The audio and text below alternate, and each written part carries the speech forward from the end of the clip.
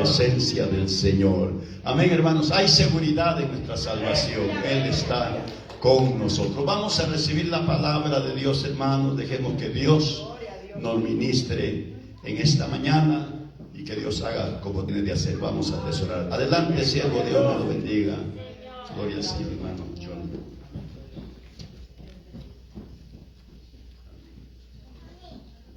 Gloria a Dios. Dios les bendiga, hermanos, amados. Amén. Dios les bendiga una vez más. Amén. Qué bueno que estamos en la casa del Señor. Bienvenidos cada uno de los hermanos. Es un gozo verles. Amén. En la casa del Señor. Y vamos a entrar en nuestro estudio dominical, en nuestra clase dominical. Amén. Vamos a orar y encomendarnos al Señor. Padre maravilloso, te damos gracias en esta mañana. Nuevamente, Señor, nos permites estar en este lugar donde podemos adorar tu nombre, donde podemos glorificar tu nombre y aprender de tu palabra, Señor. Ha llegado el momento especial en que tú ministras nuestros corazones con tu palabra. Te suplico tu compañía, Señor, te suplico tu asistencia. Quita, Padre, de nuestro pensamiento todo lo que estorbe, Padre. Que nosotros podamos presentar nuestro corazón, nuestra mente, nuestro ser completo en docilidad a tu palabra, Padre, para que tú hables a nuestros corazones, para que tu palabra nos ministre, Señor, tu palabra nos enseñe, nos instruya, que tu palabra sea, Señor, esa praxis en nuestras vidas, Padre, podamos aplicarla y aprender de ti, Señor. Ayúdame, asísteme, Señor, con tu misericordia, con tu Espíritu Santo, en el nombre de Jesús. Amén y amén. Gloria a Dios. Puede sentarse, amado hermano. Este día domingo nos corresponde el estudio 7 de nuestra escuela bíblica dominical.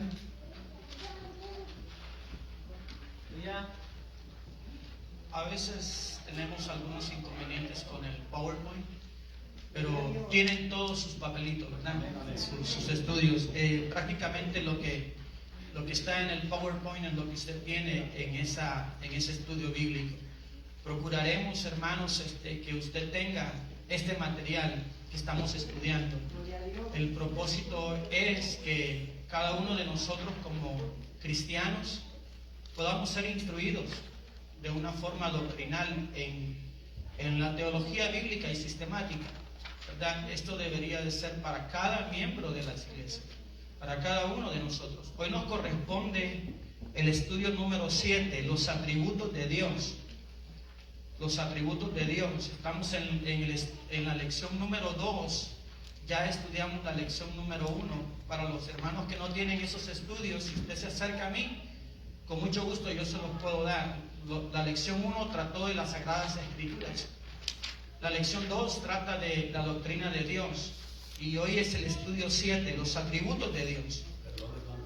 Amén, pastor. Sí, sería bueno que no nos conformáramos solo con escuchar la enseñanza, Sí. sino que en nuestra casa, ¿verdad?, agarráramos nuestra Biblia y nos pusiéramos a repasar, Sí. ¿verdad?, para que Dios nos dé, ¿verdad?, más entendimiento y que podamos tener más conocimiento de los atributos del Señor. Amén, hermano. Cada uno de esos papelitos que usted tiene es para que usted lo estudie en casa, hermano.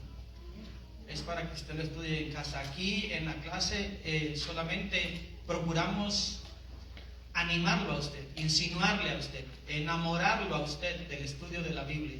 Pero cada uno de nosotros tiene que estudiar en su casa, tiene que sacar un tiempo prudencial para estudiar lo que aquí se les da. Sí. Esto le sirve a usted, hermano, inclusive para sacar sus propios estudios, sus propios sermones, los atributos de Dios. Esto le sirve a usted.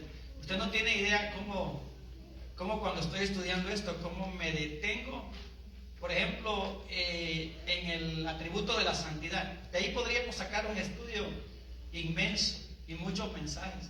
El atributo de la soberanía de Dios. De ahí podríamos sacar también muchos estudios. Amén. Bueno, vamos a entrar. Amén. Iba a decir algo, ¿no? Vamos a entrar en el estudio. Puesto que Dios es un ser infinito, es imposible para criatura alguna conocerle exactamente tal cual es. Eso es verdad.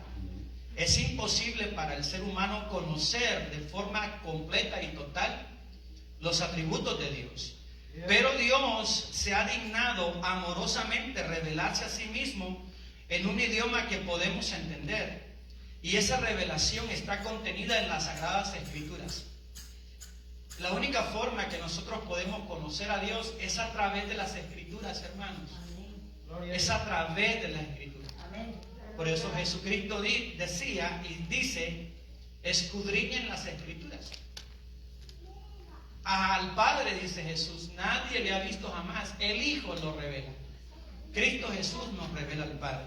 Lo podemos conocer. Él se ha ocupado en dejar impreso en Escritura su carácter, de tal forma que nosotros podamos conocerle, tal vez no de forma completa, pero Él ha dejado en la Escritura la única forma en que podemos conocerle a Él.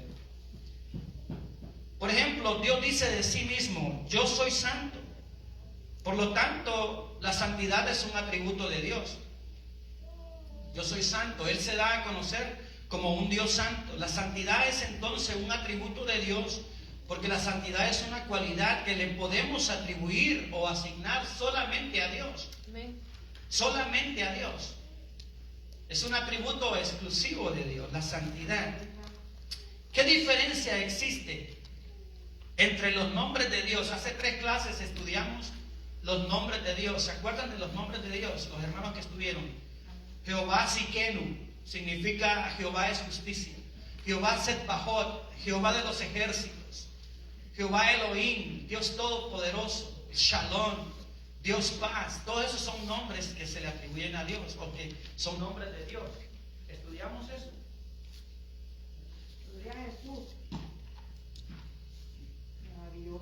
Bueno, entonces, ¿qué diferencia existe entre los nombres de Dios y los atributos de Dios? Los nombres de Dios expresan su ser total, su ser todo, mientras que sus atributos indican varias facetas o lados de su carácter. Hay muchas cosas que se pueden decir de un ser tan elevado, excelso como Dios, y nuestra tarea quedará facilitada si clasificamos sus atributos, si conocemos sus atributos. El comprender a Dios con amplitud en sentido absoluto equivaldría a tratar de poner el océano Atlántico en una taza. El comprender a Dios de forma absoluta es como tratar de hacer un hueco en la arena, en la playa, y tratar de poner el agua del mar en ese hueco. Es imposible en la mente finita y reducida del ser humano comprender la inmensidad de Dios. Es infinitamente imposible. Pero Dios, en sus atributos, en su misericordia, nos permite conocerle un poco. Amén. Hoy estudiaremos los atributos de Dios y haremos una clasificación de estos. Espero que sea de mucha bendición y de mucho provecho espiritual para nosotros. Punto 1, atributos no relacionados. ¿Qué entendemos por atributos no relacionados? Bueno, los atributos no relacionados son los atributos que Dios no comparte, no relacionados con el ser humano. Hay atributos que Él no comparte. Esos son los atributos no relacionados. Y trata de la naturaleza interior de Dios. La naturaleza interior de Dios. Muchas gracias, hermano. Es decir, lo que Dios es en sí mismo, aparte de la creación. ¿Qué significan atributos no relacionados? Les pregunto. Lo que Dios es en sí, en su naturaleza. Atributos que no comparte. Esto es importante, hermanos, porque usted va a encontrar por ahí un montón de personas que declaran, que dicen cosas, que declaran hasta con cierta autoridad, pero que son atributos. En esas declaraciones se dicen atributos que solo le pertenecen a Dios. Y esto es importante saberlo. Hay cosas que Dios comparte con nosotros, que lo vamos a ver más adelante, pero hay otros atributos que no comparte con nadie. Esos son los atributos no relacionados. Por ejemplo, espiritualidad. Dios es espíritu. Dios es espíritu. En Juan 4:24, Jesucristo le dijo a la samaritana, Dios es espíritu, y los que le adoran, le dice 2 aspectos. Los que verdaderamente adoran a Dios el Padre lo tienen que hacer en 2 aspectos: en espíritu y en verdad. el estudiar esas expresiones implica dos aspectos prácticos en nuestra vida. Cuando usted adora a Dios el Padre en espíritu, significa que tiene un conocimiento, una convicción en el corazón de quién verdaderamente es Dios. Y esa adoración, la palabra en espíritu y en verdad, lo traslada a una vida práctica. No puede haber verdad si primeramente no hay una convicción espiritual. Dios es espíritu y los que le adoran tienen que adorarle en esas dos áreas. En espíritu, que significa una convicción plena del corazón de quién es Dios. Y esa convicción de quién es Dios, el yo saber de quién es Dios en mi vida, me hace vivir una vida práctica de adoración. ¿Sí? Entonces Dios es espíritu y Él espera que le adoremos en espíritu y en verdad. Pero cuando decimos ese atributo, espiritualidad de Dios, implica también que Dios no está sujeto a las limitaciones humanas. Dios no está sujeto a estar en un lugar específico. Él puede estar en todo lugar. Él puede estar con nosotros. Él está con nosotros en este momento. También está con un grupo de cristianos en la China, con un grupo de cristianos en la India, con un grupo donde se le adore, Él está presente. Porque Él es espíritu. No tiene las limitaciones que nosotros tenemos. No está limitado por el espacio, no está limitado por el tiempo, no está limitado por el horario, no está limitado absolutamente por nada. Está en todo lugar. Porque Él es espíritu.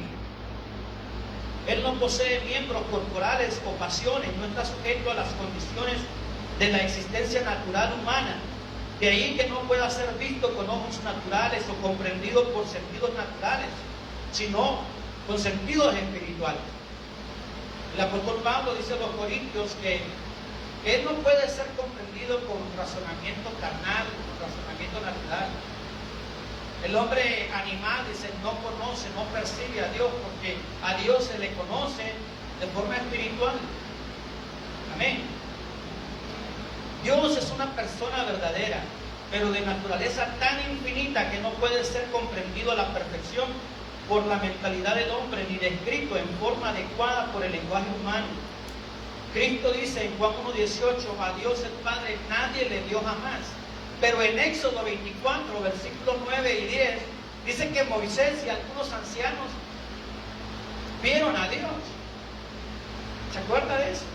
Bueno, no hay contradicción alguna en esas dos escrituras, porque el libro de Juan, el Evangelio de Juan, da a entender que a Dios el Padre nadie le ha visto de forma absoluta, total. Pero sabemos que por medio del Espíritu Santo Él se puede manifestar. Por medio del Espíritu Santo Él puede hacerse realidad. ¿Usted recuerda cuando Cristo fue bautizado? El Espíritu Santo descendió sobre Él de forma corpórea a través de una paloma. Descendió sobre Jesús. Entonces cuando Él quiere, en su voluntad, Él puede manifestarse, como lo hizo en el bautismo de Jesús. En Mateo 3:16 dice la palabra del Señor que Jesús, después que fue bautizado, subió del agua, y aquí los cielos fueron abiertos y vio al Espíritu de Dios que descendía como paloma y venía sobre él. Por lo tanto, Dios puede manifestarse a sí mismo en una forma que puede ser entendida, que puede ser comprendida. Amén. Dios describe también su personalidad infinita en un idioma entendido por la mente finita. De ahí que la Biblia hable de Dios diciendo que tiene manos, tiene brazos, tiene ojos, tiene oídos. Él ve, Él siente, Él se compadece, pero también Él castiga. Porque nos gustan las acciones de Dios que implican su gracia, su misericordia, pero también castiga. También es un Padre que corrige. Algunos reciben solo la misericordia, pero no reciben la justicia o la disciplina de Dios. Pues cuando somos disciplinados, también debemos comprender que somos amados. ¿Qué será peor? Yo siempre me pregunto esto. ¿Qué será peor? ¿La indiferencia de un padre cuando nos comportamos mal o la disciplina del padre que ama? Les pregunto, ¿qué será peor, hermano? ¿La indiferencia de un padre que no nos determina? ¿O el amor de un padre que nos corrige? Y aunque nos duela, entendemos que no le somos indiferentes. No le somos indiferentes. Porque nos ama, nos corrige.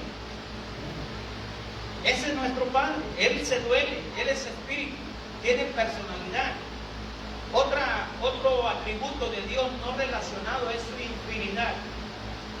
¿Qué quiere decir infinidad? Es infinito, no está limitado, no está sujeto a las limitaciones naturales humanas. La infinidad de Dios se considera de dos maneras. Con relación al espacio, Dios se caracteriza por la inmensidad.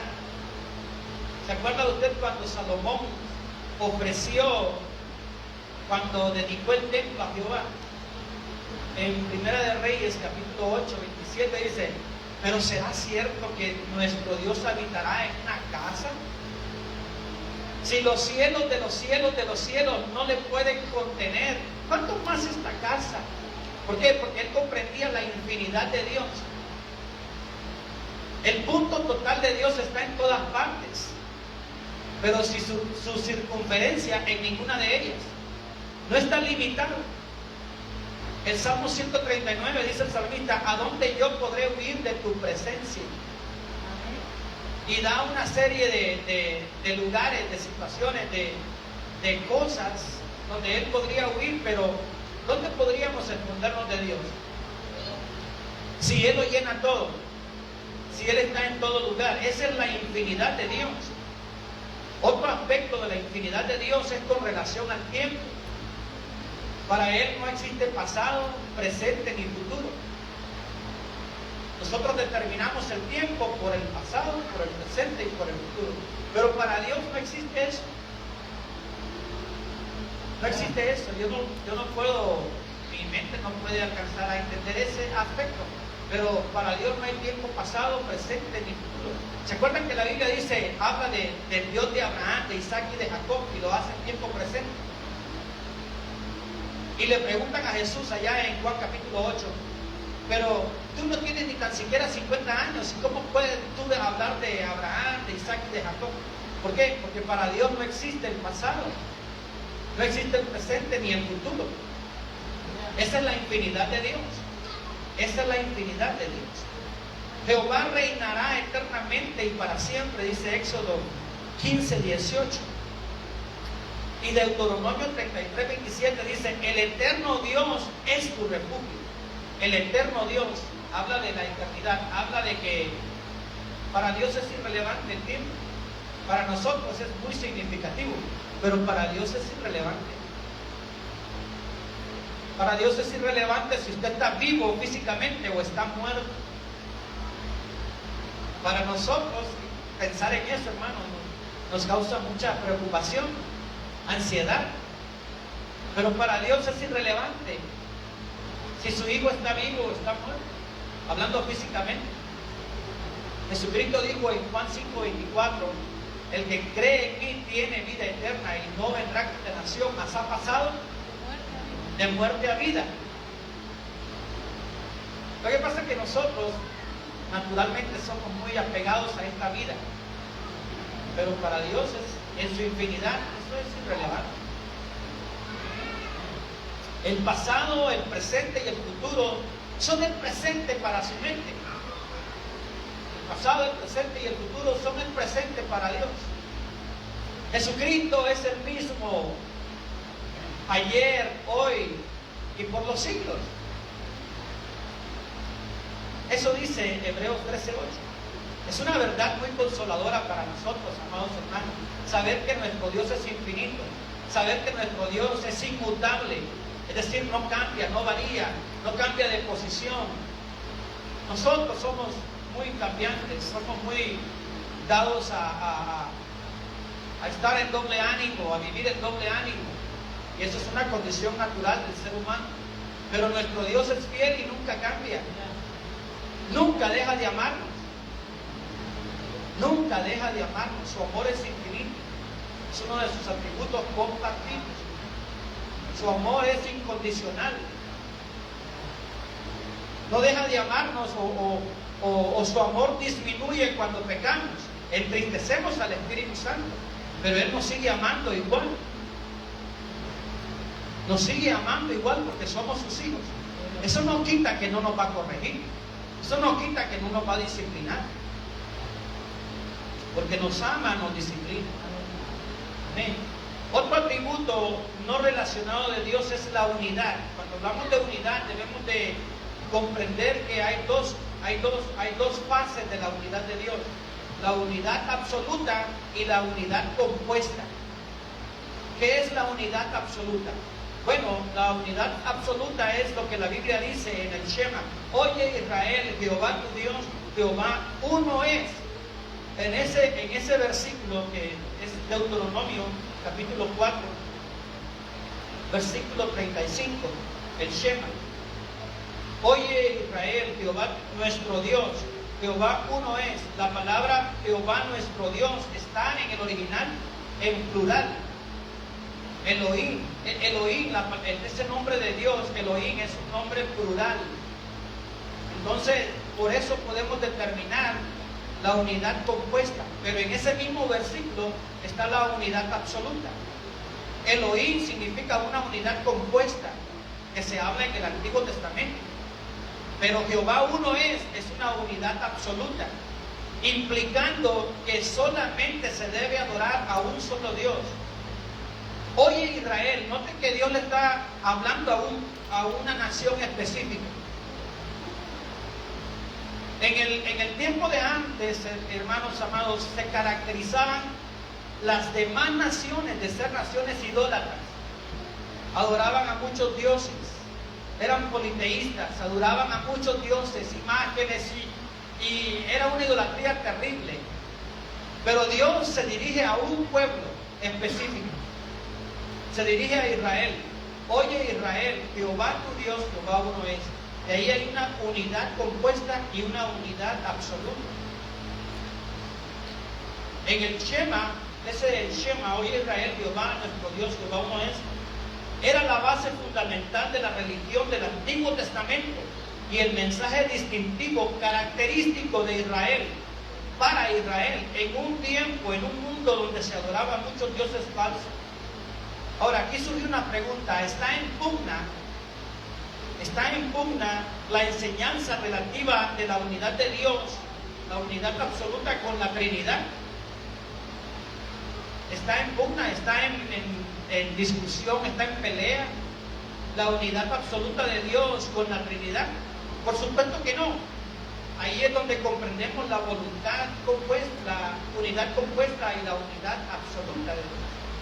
Por ejemplo, cuando la Biblia dice, por esto se unirá el hombre, cuando habla del hombre está hablando de una persona, ¿verdad?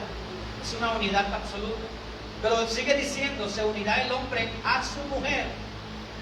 Y luego dice, unidad absoluta. Y los dos serán una sola carne. Ahí vemos la unidad absoluta o unidad compuesta por dos unidades absolutas.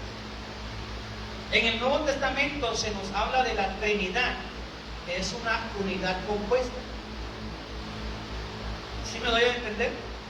En el Antiguo Testamento podemos ver una unidad absoluta cuando Dios dice, Jehová tu Dios uno es. En el Nuevo Testamento podemos ver una unidad compuesta. Dios Padre, Dios Hijo, Dios Espíritu Santo. Citas bíblicas con relación a la unidad compuesta, Esdras 3.1. ¿Se acuerdan que cuando Esdras regresó, dice la Biblia en Esdras 3.1, que todos los hombres se reunieron como un solo hombre? Ahí vemos una unidad compuesta. En el verbo que se usa en hebreo acerca de la unidad compuesta es el verbo eshad, que significa una unidad precisamente compuesta. No sé si me estoy dando a entender. Pero también el término yashid es empleado para proporcionar la idea de unidad absoluta que se describe en Génesis 22. En Génesis 22 Dios le dice a Abraham: dame a tu hijo, y luego agrega tu único hijo. Pues en el original esa es una unidad compuesta. Lo que salió de ti, le está diciendo, lo que procede de ti, Abraham, lo que salió de tus entrañas, dame, le está diciendo, dámete, tú tienes que ofrecerte a ti completamente. Dame a Isaac, tu hijo. Y luego dice, tu único hijo. Cuando Cristo se ofreció, cuando Dios el Padre ofreció a Cristo Jesús, se estaba dando a sí mismo. Eso dice Juan 3:16. De Dios el Padre se dio a sí mismo, porque de tal manera amó Dios al mundo que dio a su hijo unigénito. Está hablando de una unidad compuesta, ¿verdad? Amén. Bueno, esa es la unidad a la que se refiere el Shema, Deuteronomio 6:4. La doctrina de la Trinidad nos enseña la unidad de Dios como unidad compuesta, incluyendo tres personas divinas unidas mediante una eterna y esencial unidad. Amén. Hasta allí hemos estudiado los atributos no relacionados de Dios. ¿Cuáles son?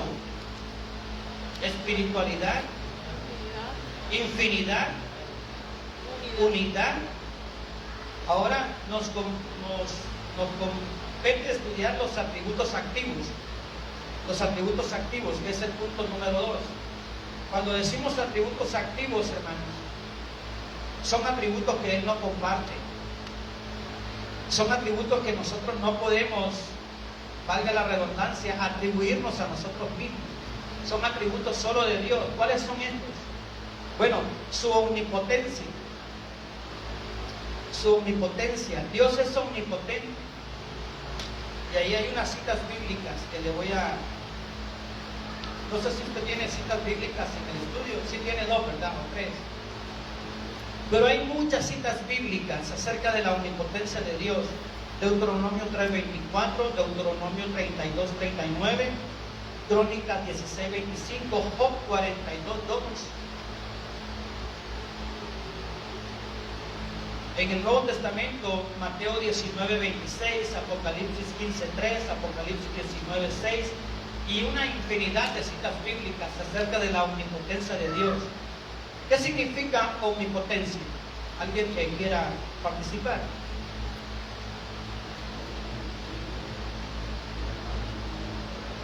No hay nada imposible para Dios. Todo lo puede. Todo lo puede. Ahora, la omnipotencia de Dios significa 2 cosas. Su libertad y poder para hacer todo lo que es consecuente con su naturaleza. Es verdad que Dios todo lo puede, pero Él nunca va a hacer algo en contra de su santidad. Hay un versículo muy mal aplicado, muy mal utilizado en cuanto a la omnipotencia de Dios. Y ese versículo es Lucas 1:37. Porque ninguna cosa es imposible para Dios. Bueno, es verdad. Pero si leemos el contexto, está hablando de la situación de que María es una virgen y que hasta ese momento ella sigue siendo virgen. No hay nada imposible para Dios, pero eso no quiere decir que Dios va a hacer algo en contra de su propia naturaleza. Porque a veces nosotros aplicamos este versículo para caprichos o para deseos personales que no se apegan a la voluntad perfecta de Dios. No hay nada imposible para Dios. Eso es verdad, pero tiene que ver con su propósito. Porque si yo estoy pidiendo algo que a Él que no es conforme a su voluntad, ¿usted cree que Él lo va a hacer? ¿O Él está sujeto, o Él está obligado a hacerlo en su poder? Por supuesto que no. Esto no significa, ese versículo, porque ninguna cosa es imposible para Dios, esto no significa que puede hacer o hará cosa alguna contraria a su propia naturaleza, como por ejemplo mentir, robar, o que hará una cosa absurda o contradictoria a su justicia y a su santidad. ¿Recuerdan lo que pedía Balaam? El profeta Balaam era contrario a la voluntad de Dios. El apóstol Santiago dice: pedís y no recibís, porque pedís mal para vuestros caprichos, para vuestros deleites. Entonces Dios, en su omnipotencia, no está obligado a hacer cosas que van a perjudicar nuestra vida espiritual. No está obligado a hacer algo que va en contra de su naturaleza. Eso es importante entenderlo. Porque por más que usted confiese, por más que usted decrete y declare, Dios no va a hacer algo en contra de su propósito. Dios no va a hacer algo en contra de su santidad. Dios no va a hacer algo en contra de su voluntad. Su control, el otro aspecto de su omnipotencia, en su omnipotencia ya hablé que Él tiene libertad y poder para hacer todo lo consecuente a su naturaleza. El otro aspecto es su control y soberanía sobre todo lo hecho o todo lo que Él puede hacer. Su omnipotencia, Él no está sujeto a que si nos parece a nosotros o nos agrada lo que Él va a hacer o lo que Él quiere hacer. Él no está sujeto a pedir permiso a alguien. En su omnipotencia Él puede hacer lo que es acorde a su propósito y a su voluntad. Aunque a nosotros nos parezca algo doloroso, aunque a nosotros nos parezca algo que no nos conviene o que no le entendemos, como por ejemplo cuando Él decide, por A o B motivos, que estemos enfermos, que nos enfermemos. Algunos rechazan la enfermedad de parte de Dios. Pero Dios, en su poder, en su omnipotencia, Él permite ciertas cosas en nosotros para precisamente por esas situaciones atraernos hacia Él. Él permite algunas cosas en sus hijos para que nos volvamos a Él. ¿Ha leído usted Crónicas 7:14? Que dice: si se humillare mi pueblo y se convirtieren y vinieren a mí, y yo les oiré desde los cielos y perdonaré sus pecados y sanaré su tierra. Pero no leen el versículo anterior. Ahí se los dejo de tarea. Lea el versículo 13 de Crónicas 7:14. Pero lea el versículo anterior y usted va a entender que Dios tiene propósitos aún cuando manda calamidad a nuestras vidas.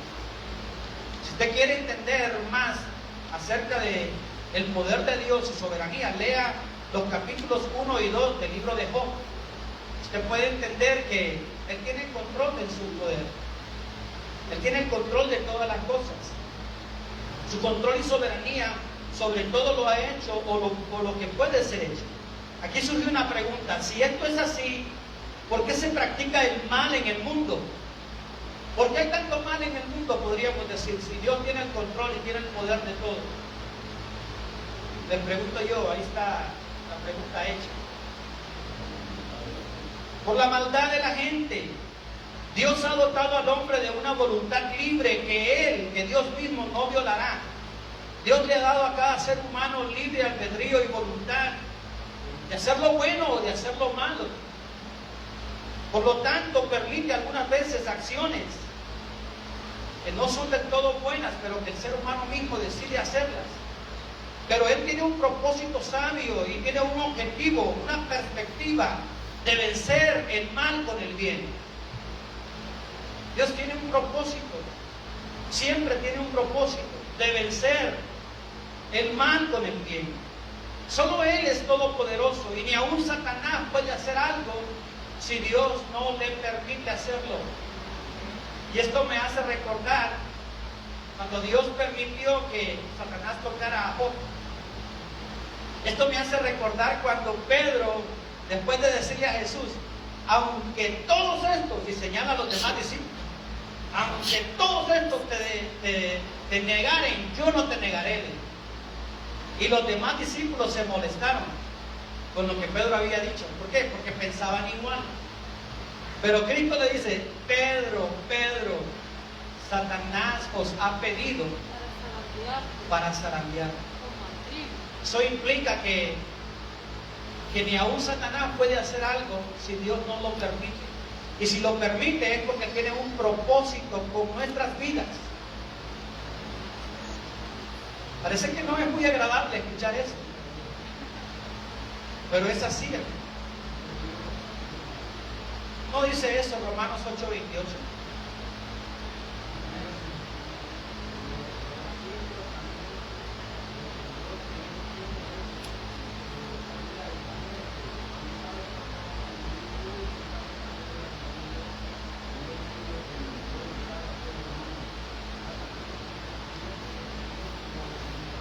Amén. Nuestro hermano dice que Dios tiene el control aún de la vida y de la muerte. Él sabe cuándo he de morir yo. Él sabe cuándo. Dios sabe cuándo va a morir Él. Dios sabe el día y la hora en que nosotros habremos de partir de este mundo. No podemos, eso lo dijo eso. En su soberanía, el Señor sabe. El Señor ha determinado el último segundo de nuestra vida. Y por más que nos afanemos, no podremos alargarlo. No podremos alargarlo. Entonces Dios, si hay maldad en el mundo, es porque el hombre ha decidido hacerlo malo. ¿Y por qué no elimina la maldad? Porque nos eliminaría a todos. A nosotros también. Porque todavía en nosotros hay inercia de maldad. Porque todavía en nosotros se manifiesta la maldad. Todavía nosotros estamos luchando con nuestra propia naturaleza.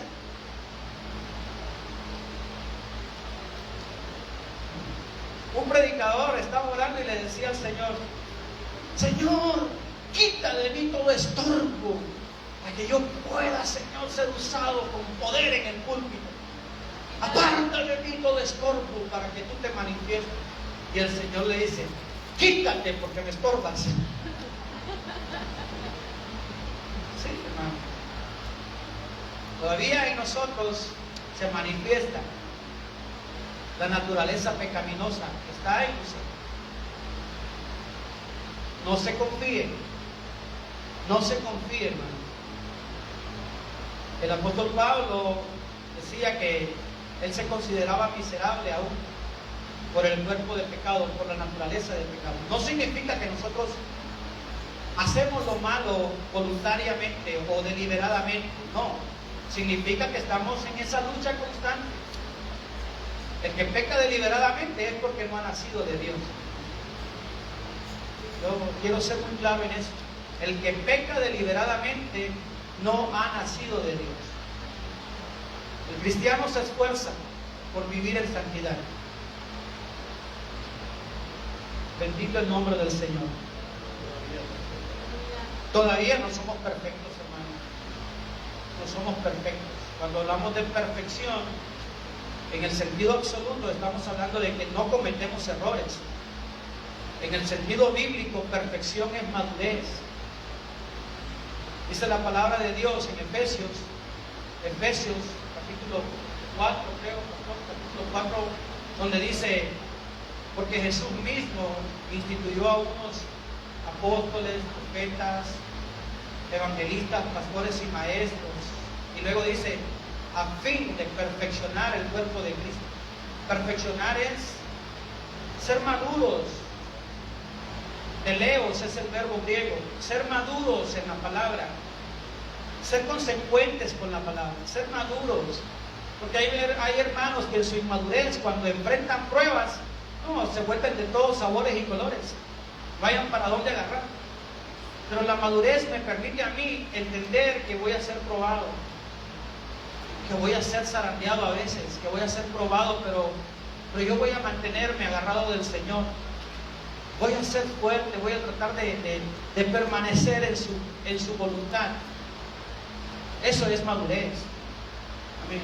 La madurez también es entender que Dios es todopoderoso y que Él hace lo que a Él le place.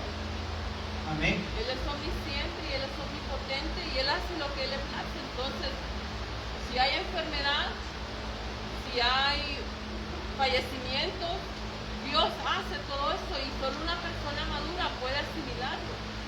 Una persona que no vive toda la vida, qué sé yo, ayer fui estuve en Los Ángeles y me topé con una persona que perdió su hija y ella ha quedado con los nietos y con el esposo de la hija. Y ella, al solo verme, porque sabía que yo era amiga de ella, se puso a llorar y a llorar y a llorar y a llorar.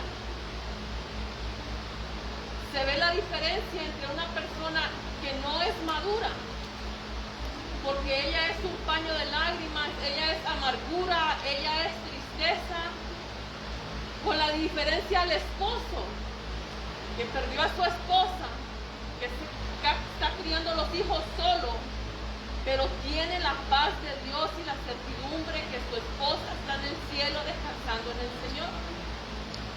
Ahí se ven los dos ejemplos de una persona madura en el Señor y una persona que no entiende, que no capta, que no hay forma de hacerle ni de entender lo que Dios es y lo que Dios hace. Amén. Es importante entender la naturaleza del ser humano. Dentro de la madurez espiritual está el hecho de sentir el dolor natural al perder un ser querido. Es normal, es natural. Pero la persona, el cristiano maduro, en ese dolor, en esa tristeza natural, se va a agarrar del Señor. Se va a agarrar del Señor, su confianza va a ser el Señor. ¿Verdad? Podemos sentir, el ser maduro no implica que no hemos de sentir la tristeza natural. No, vamos a sentir la tristeza natural, pero la reacción, la respuesta, la forma de enfrentarlo, demuestra la madurez de una persona.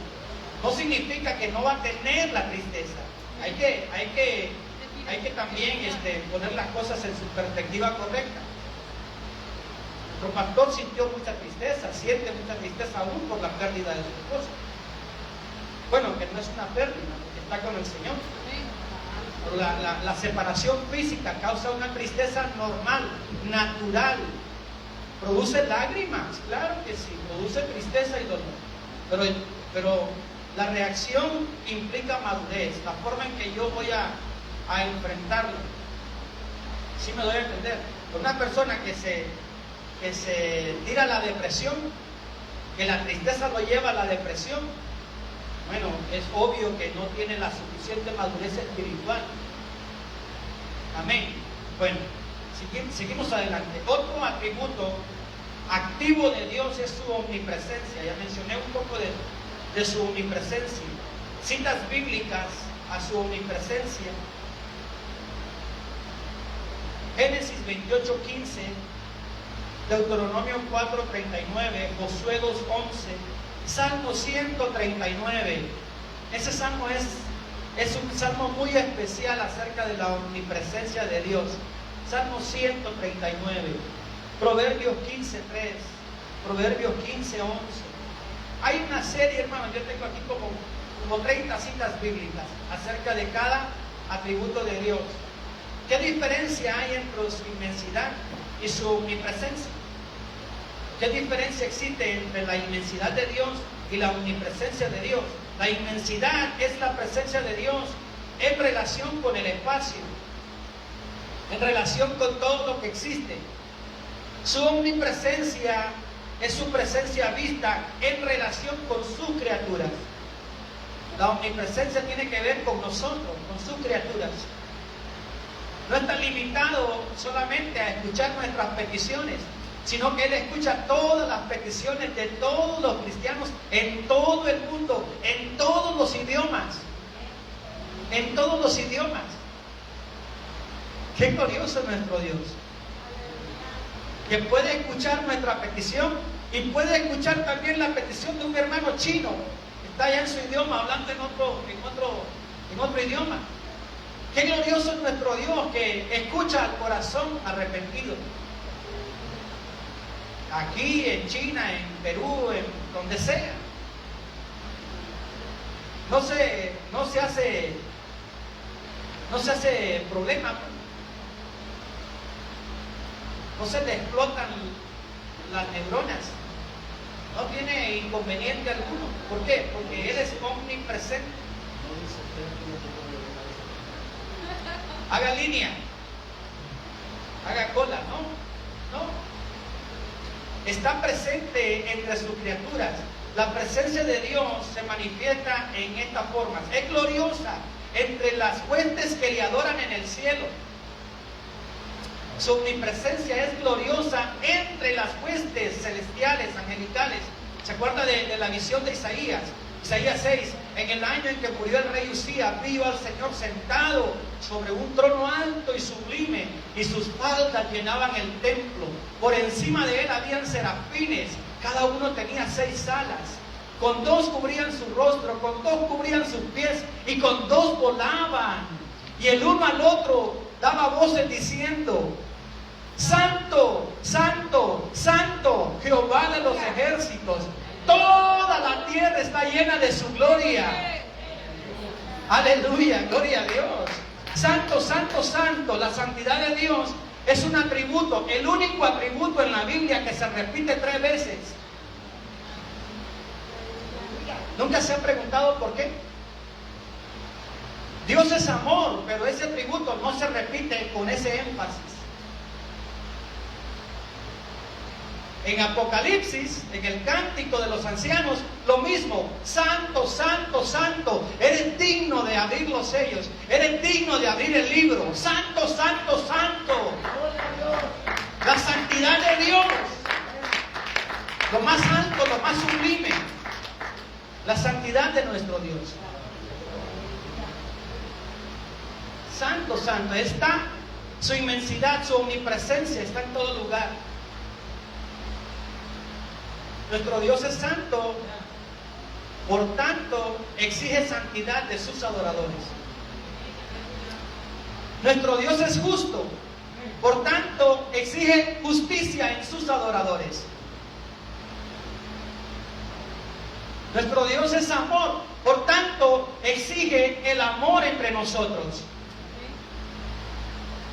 Los atributos que Dios comparte son estos: santidad, vamos a hablar de eso más adelante. Santidad, bondad, amor, misericordia, fidelidad. Está presente entre todas sus criaturas.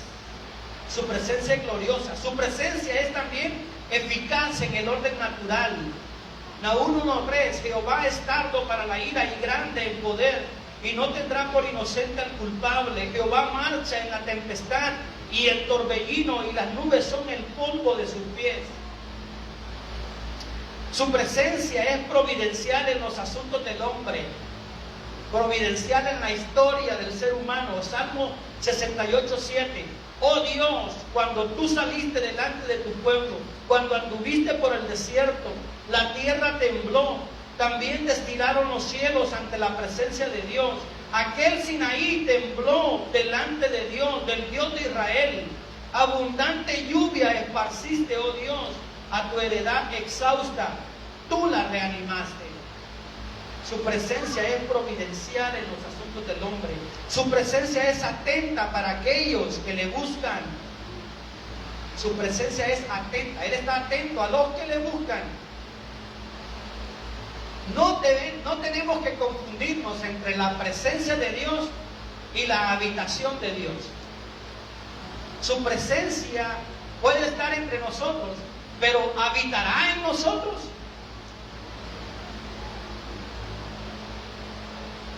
Es diferente. Él puede estar presente, pero ¿qué? ¿Habitará en nuestro corazón? Lo importante es que habite en nuestro corazón. Su presencia es atenta para aquellos que le buscan. Jesús nos prometió la presencia diciendo: donde están 2 o 3 congregados en su nombre, ahí estoy yo en medio de ellos. El apóstol Pablo a los atenienses les dice en Hechos 17:27: busquen a Dios si de alguna forma pueden hallarle, si de alguna manera pueden tocarle, palpando pueden hallarle, aunque ciertamente no está lejano de nosotros. Esa es su presencia. Su presencia. Su presencia también es judiciaria para la conciencia de los malvados. La presencia del Señor es judiciaria, hermanos. Él imparte justicia también. El hombre no puede esperar encontrar un rincón en el universo donde pueda escapar de la ley de su hacedor. No hay un rincón en donde usted se puede esconder. El profeta Jeremías dice: ¿se esconderá el hombre en escondrijos donde yo no lo vea? Dice Jehová. Es una pregunta imprecatoria. ¿Se esconderá el hombre en escondrijos donde yo no lo vea? Su presencia está en todo lugar. Un ateo le preguntó a un cristiano: si Dios está en todas partes, debe de estar también en el infierno. Le preguntó con sarcasmo y con ironía. A lo que el cristiano respondió rápidamente: su ira está en el infierno. Es una respuesta sabia. Sí, su ira está en el infierno. La ira del Señor está contra los que le rechazan. Su presencia es corporal en el Hijo, y esto ya nos lleva a la gracia. La presencia, la omnipresencia de Dios. Bueno, la presencia de Dios es corporal en Cristo Jesús. En Colosenses 2:9 dice el apóstol Pablo: porque en Él habita corporalmente toda la plenitud de la deidad. La palabra plenitud viene del griego pleroma. Pleroma. Toda la plenitud de Dios el Padre habita en Cristo Jesús. Habitó en su ministerio terrenal y habita por medio del Espíritu Santo entre nosotros. Porque Jesús dijo: yo no os dejaré huérfanos, estaré con vosotros todos los días hasta el fin del mundo, por medio del Espíritu Santo. Entonces su presencia está con nosotros por medio del Espíritu Santo. Estuvo en Cristo Jesús en su ministerio terrenal, porque en Él habitaba corporalmente toda la plenitud de la deidad. Todo el pleroma se derramó sobre Cristo. El Salmo 45 dice que la gracia de Dios fue derramada sobre Jesús, el más hermoso de los hijos de los hombres. Sobre Cristo se derramó la gracia de Dios el Padre. Toda la plenitud de la deidad estaba en Cristo. Y por medio del Espíritu Santo nosotros somos partícipes de la presencia de Dios. La presencia de Dios es permanente en la iglesia. Desde el día de Pentecostés, la presencia de Dios no abandona la iglesia. ¿Se acuerdan que los discípulos estaban más preocupados porque cuándo sería el tiempo de que Israel recuperara su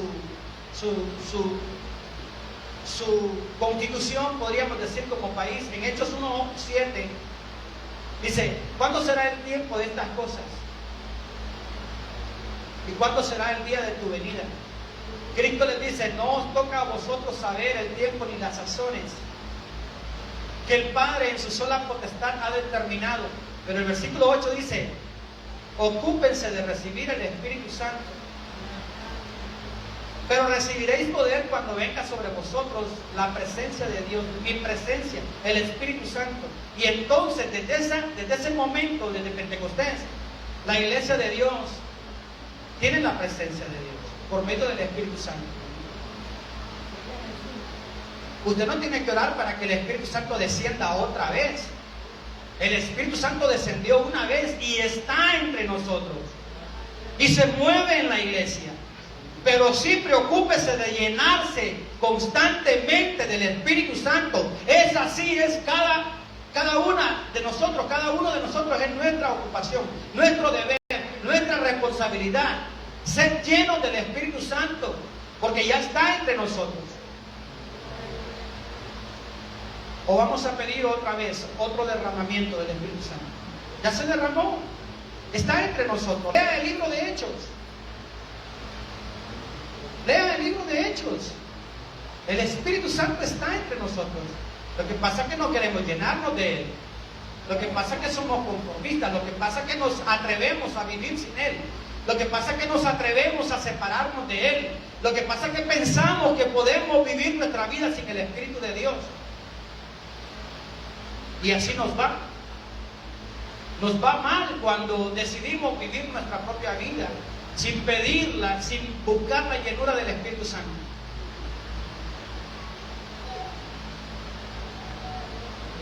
Ser llenos del Espíritu Santo, eso le toca a usted, me toca a mí. Eso me corresponde a mí.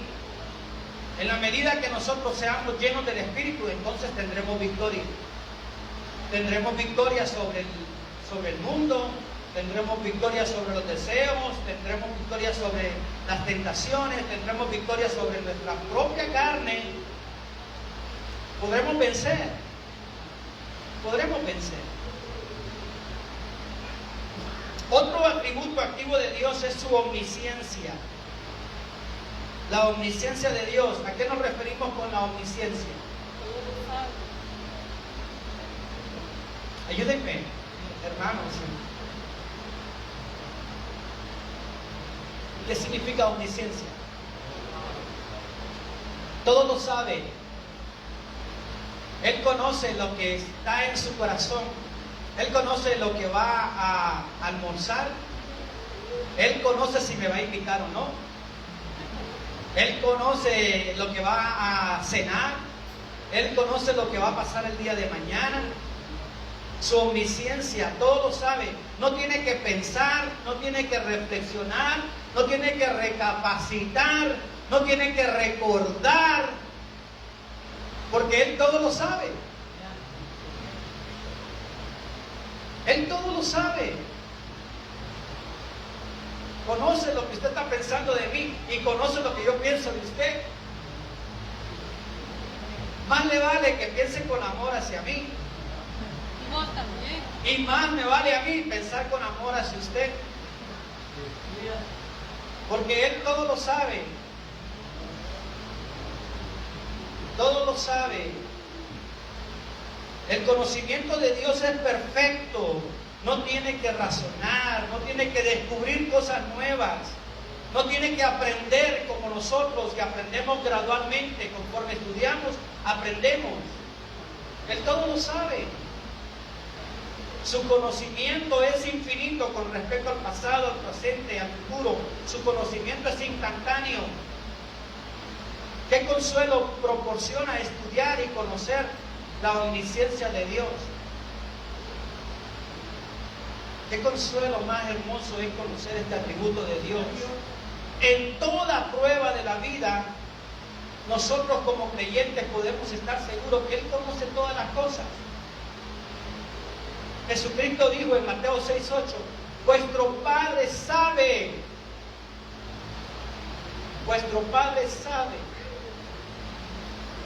de todo lo que tenéis necesidad. Nosotros no conocemos muchas cosas, pero Él todo lo sabe. Eso nos debería de proporcionar tranquilidad, estabilidad emocional, descansar en el Señor. ¿Verdad que sí? Su omnisciencia. Amén, hermano. Espérenme. Casi no le escucho, hermano.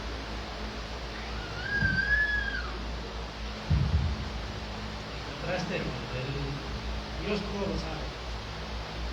El enemigo también todo lo sabe. No, hermano. El enemigo, Satanás no tiene estos atributos de Dios. Satanás no tiene estos atributos de Dios. Lo que él sí tiene son huestes espirituales de maldad. Él sí tiene huestes espirituales de maldad en los aires. Dice la palabra de Dios que nuestra lucha no es contra carne y sangre, sino contra huestes espirituales de maldad en las regiones celestes. Amén, en las regiones celestes. Él tiene muchas huestes, pero Él no está en todos lados. Él no está en todos lados. Amén.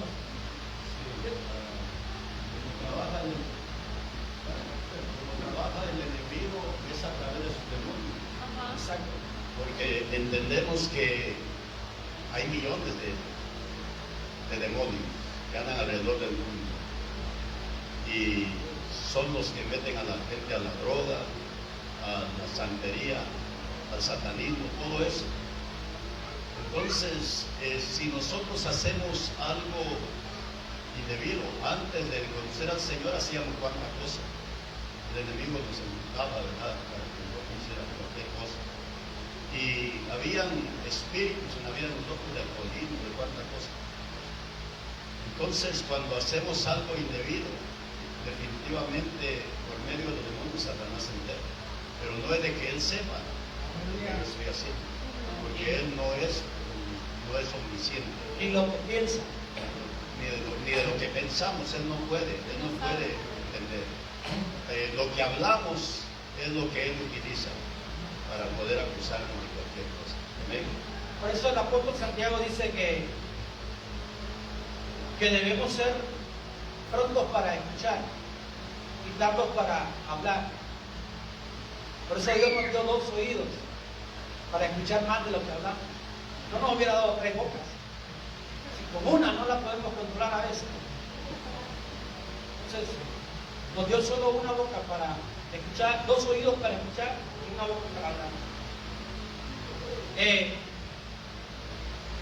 Aunque Dios es omnisciente y todo lo sabe, algunos antagónicos significa contrarios, algunos que están en contra de Dios, dicen, puesto que Dios sabe todas las cosas, sabe quién se perderá. Por lo tanto, ¿cómo puede una persona evitar perderse? ¿O cómo puede ser culpable a alguien que se pierda? Es una buena pregunta, ¿verdad? La respuesta es, el que Dios sepa de antemano de qué manera empleará un individuo su libre albedrío, su propia voluntad, no significa que Dios influirá en la elección de éste. Dios conoce el futuro, pero no lo fija ni lo determina para cada ser humano. Él le ha dado la libre voluntad y decisión a cada ser humano de elegir el bien o el mal, de elegir la vida eterna o la condenación eterna. De hecho, la condenación eterna no se elige, se elige la vida eterna. Esto significa que el mundo ya está en condenación. El ser humano que no tiene a Cristo está en condenación.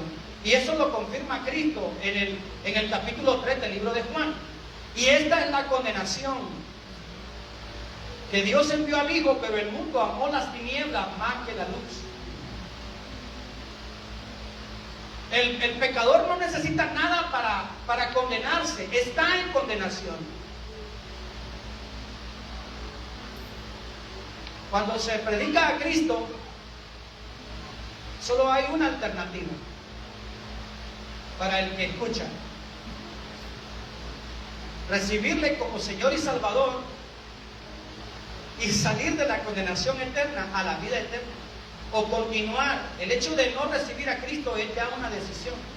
Por eso cuando se hace el llamado y una persona dice, no quiero tomar la decisión hoy, esa es una decisión. Él decide no recibir a Cristo. Consecuencias tendrá de esa decisión.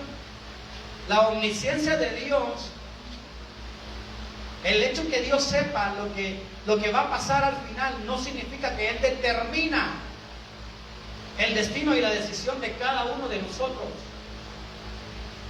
Jesucristo dijo, la predestinación, amados hermanos, es como esa puerta celestial, que por este lado dice, entrad por la puerta estrecha. Pero una vez que usted entra y ve por el otro lado, dice, yo les he dado vida eterna.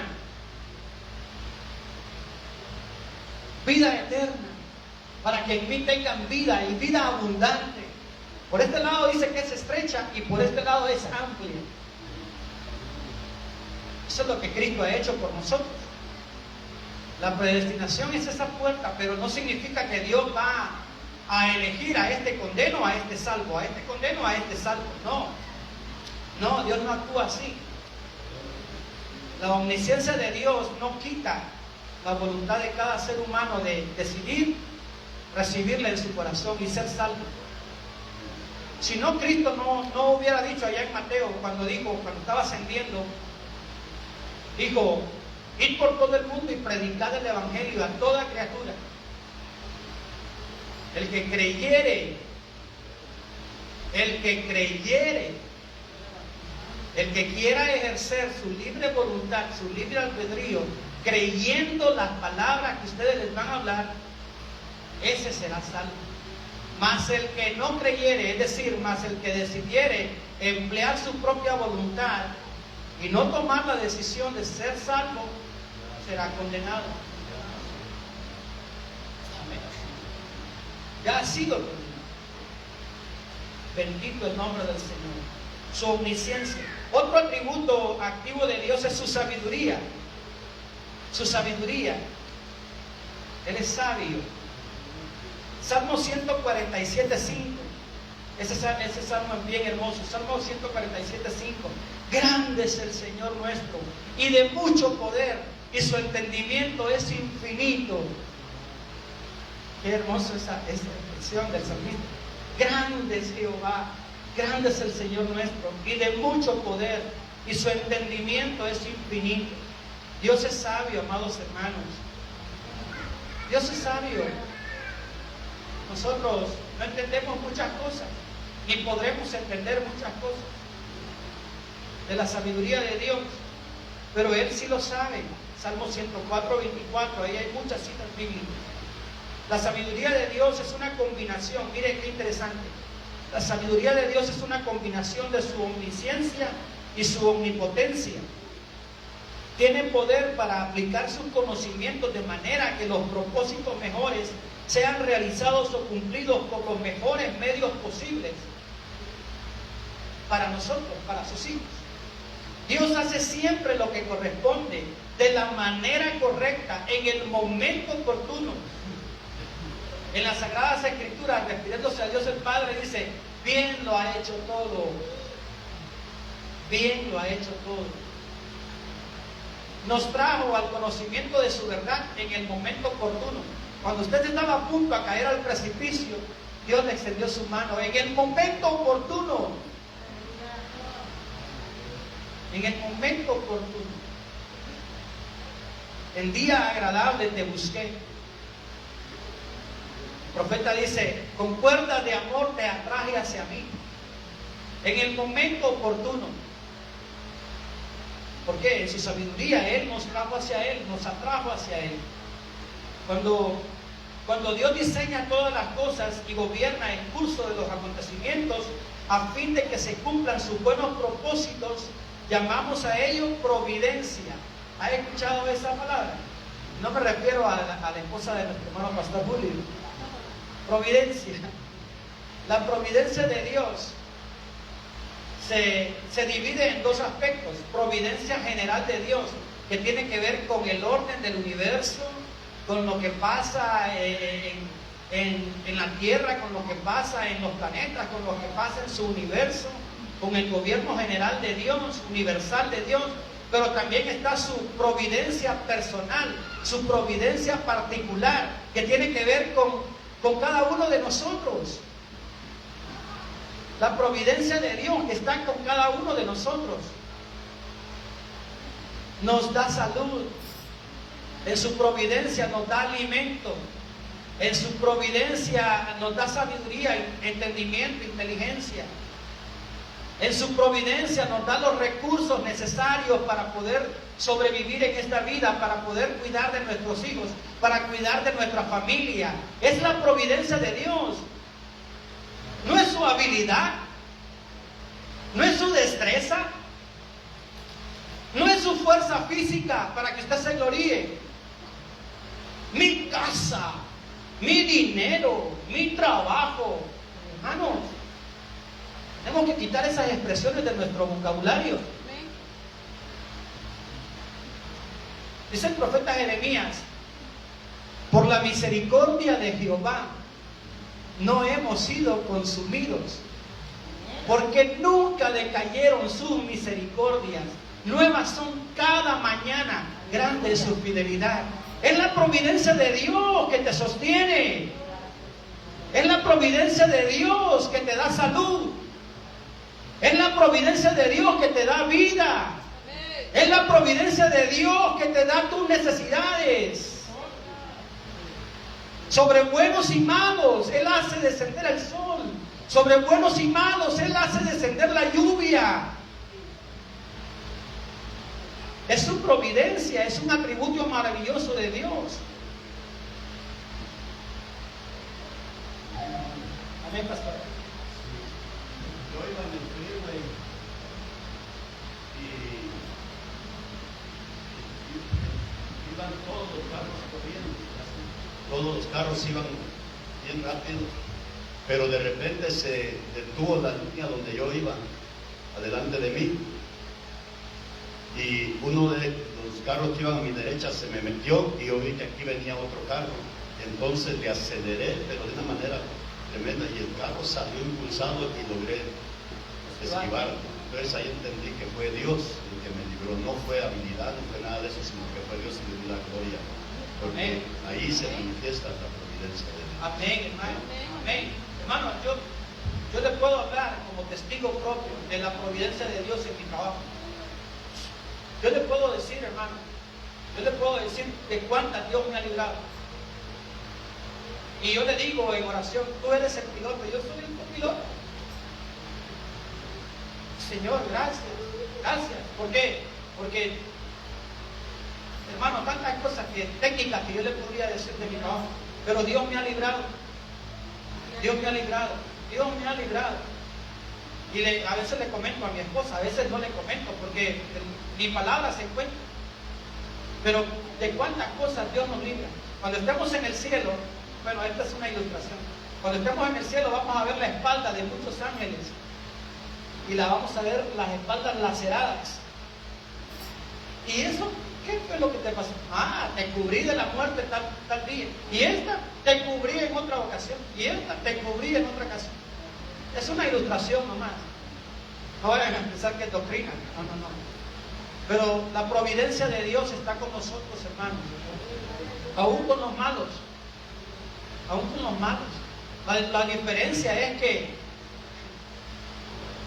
en nosotros, en los que conocemos a Dios, debería de haber gratitud.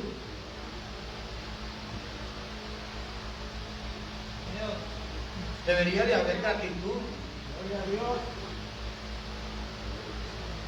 ¿Qué es lo contrario de gratitud?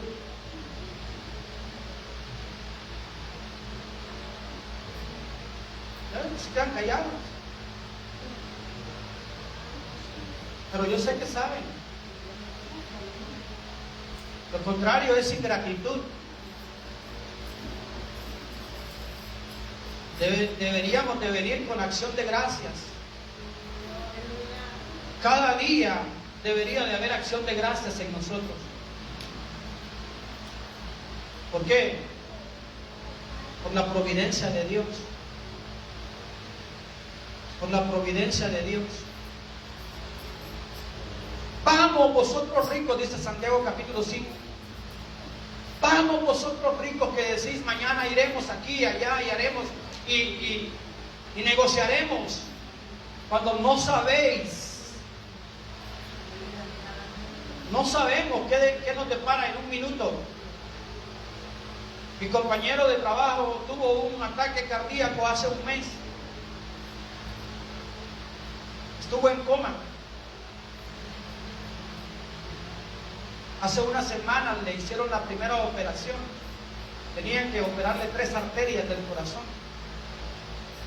El sábado pasado yo fui, traté de ir y estar con él en el hospital. No lo encontré.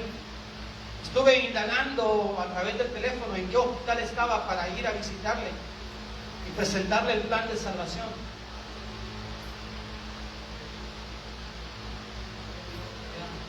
Ayer, cuando estaba cenando con mi hijo Caleb,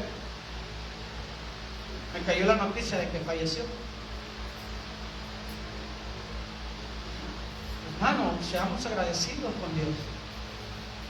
Perdón, hermano. Sí. La verdad es de que no sé, ¿verdad? Nuestra manera de pensar, no sé, hacia las cosas de Dios. Porque después de ver la cantidad de gente que murió, no solo en el año pasado, todavía sigue muriendo gente, y que nosotros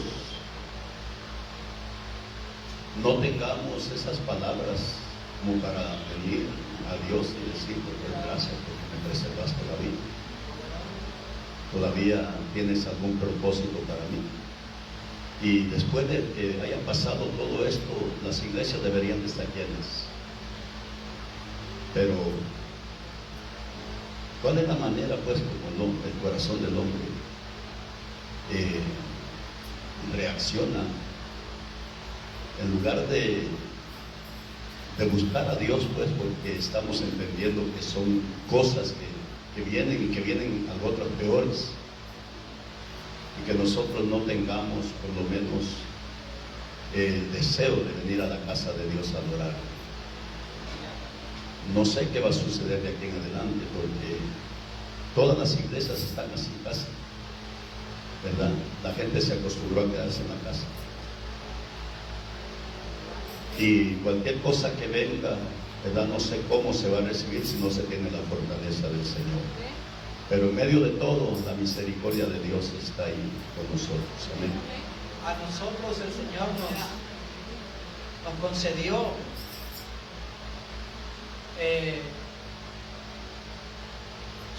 sobrevivir ese año tan difícil. ¿Se acuerdan que estábamos en el parqueo? Y aún en esa situación, yo sentía un ambiente espiritual. Yo no sé si ustedes sentían ese ambiente espiritual allá en el parqueo, esa desesperación por congregarse.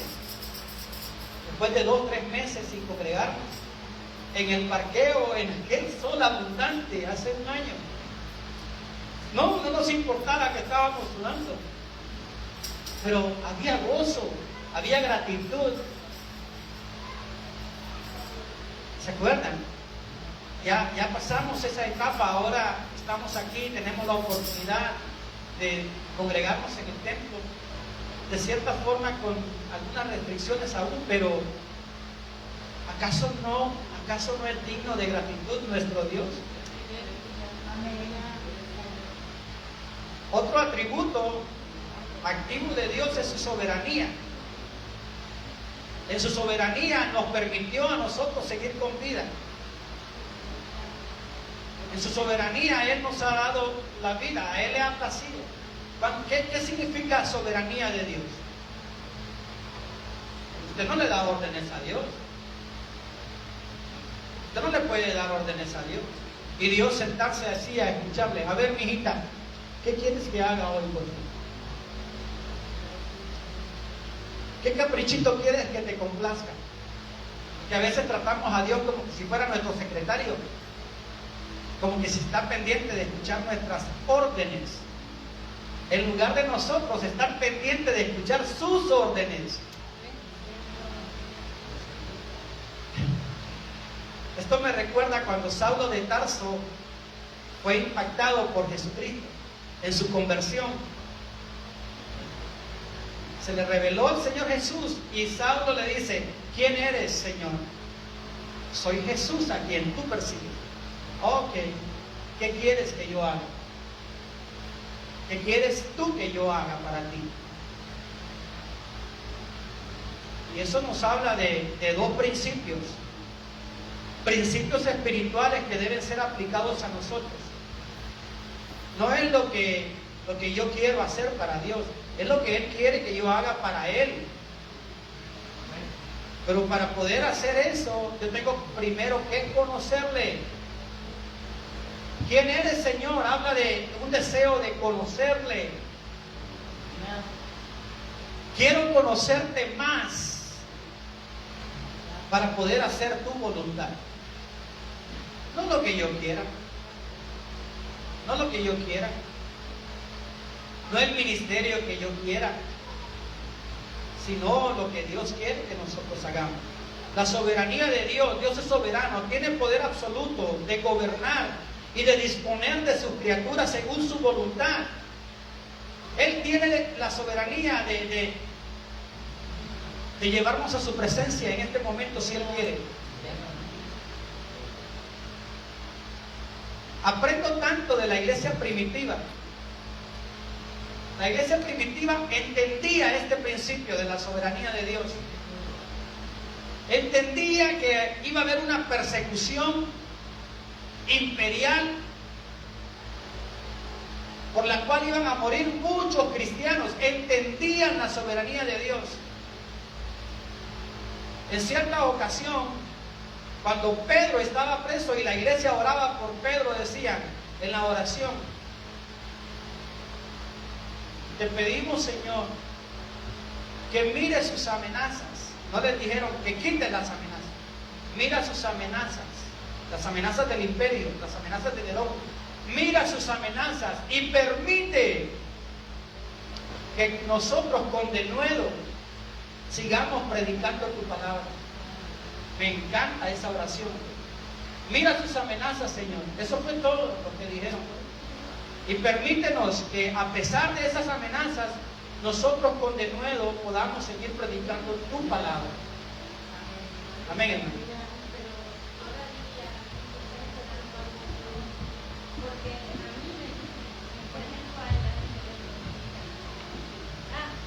Pero Dios no ha hecho una cosa peor, como algo como el diluvio. Incluso mi propio hijo también me dijo eso. Todavía no. Le digo, pues ya entonces, les digo, cuando ya pase todo eso, pues entonces tristemente se quedarán llorando, porque ya no va a haber otra oportunidad. La oportunidad la tienen ahora, y si no la hacen, ya les va a ser demasiado tarde en ese tiempo. Ya, eso quería compartir. Amén, hermano, muchas gracias. Dios es soberano. La soberanía implica que Él puede hacer con cada ser humano lo que Él quiera. Y estoy hablando de seres humanos, cristianos o no, hermano. Cristianos o no. En el caso de nosotros como hijos de Dios, su soberanía, la soberanía de Dios puede ser manifestada o es manifestada en nosotros por dos aspectos. Porque es creador y porque nos redimió. De tal forma que usted le pertenece a Dios por dos razones: por creación y por redención. Y por lo tanto Él es soberano de hacer con usted lo que Él quiera, de hacer conmigo lo que Él quiera, para cumplir su propósito. Para cumplir su propósito. ¿Por qué? Porque Él nos redimió y porque Él nos creó. En el caso del pecador, Dios es soberano porque es creador. Él puede hacer con el impío lo que Él quiera, porque Él lo creó, y dice la palabra de Dios que todo lo que está en la tierra es de Él, aún el pecador. Y Él en su soberanía, Él puede disponer de la vida de cada ser humano. Entender la soberanía de Dios, hermanos, nos producirá tranquilidad, nos producirá paz. Cuando estemos en zozobra, cuando estemos en enfermedad, cuando estemos en dolor. El erudito D.S. Clark, que es uno de los eruditos que nos apoya o nos ayudó en la teología bíblica sistemática que estamos estudiando, dice esto: la doctrina de la soberanía de Dios es muy provechosa y estimulante. Si se nos diera a elegir, ¿qué elegiríamos? ¿Ser gobernados por el destino ciego o la suerte caprichosa o la ley natural irrevocable o nuestro criterio míope y pervertido, o por un Dios infinitamente sabio, santo, amoroso y poderoso? El que rechaza la soberanía de Dios puede elegir entre lo que queda. O sea, lo que está diciendo es: ¿qué preferiríamos? ¿Elegir con nuestra mente míope, con nuestra mente reducida, con nuestra mente finita, ser gobernados por nuestra propia mente o ser gobernados por la soberanía de Dios. Aunque en la soberanía de Dios a veces hayan cargos, a veces hayan espinas, a veces hayan problemas. Yo deseo ser gobernado por la soberanía de Dios. Como decía David, mejor es estar en tus manos que en las manos del enemigo. ¿Por qué? Porque Él es amoroso.